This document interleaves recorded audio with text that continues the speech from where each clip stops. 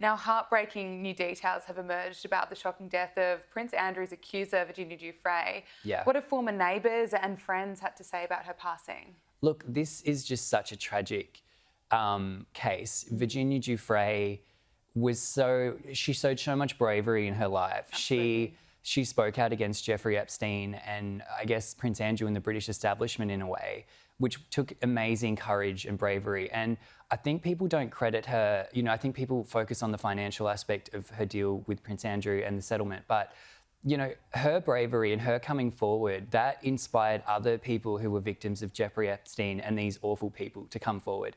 And I think that she was a very courageous person.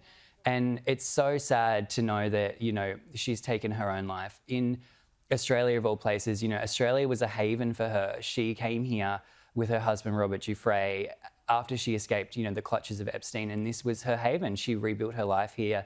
She lived at times in Queensland, in New South Wales, and finally in Western Australia. And friends and neighbours have talked about, what an amazing woman she was. She changed her name. They knew her under different names. One of them was Jenna.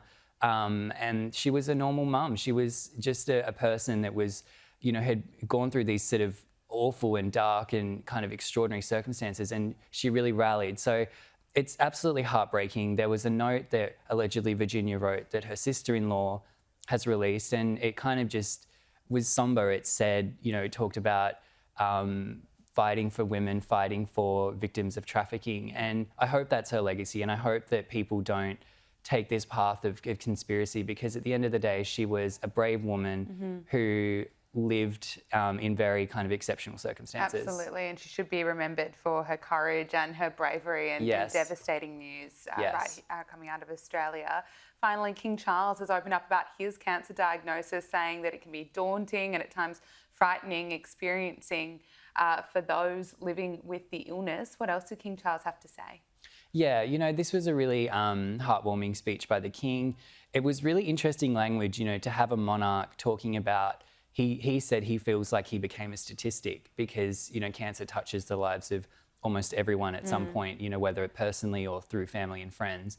And he described himself in that way. And I thought that was very interesting language to have a monarch, which, traditionally is this person who is on a very kind of, ornamental pedestal. To be talking about being a statistic, I thought was very kind of interesting language. That's a real change. I don't think Queen Elizabeth would have referred to herself in that kind of context.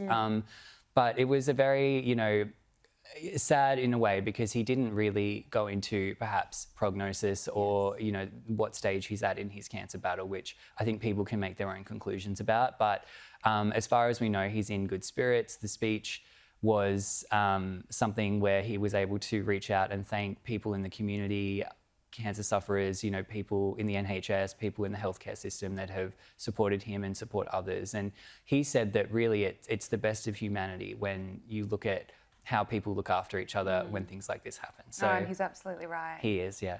Reilly Sullivan, thank you so much for joining us. Thank you.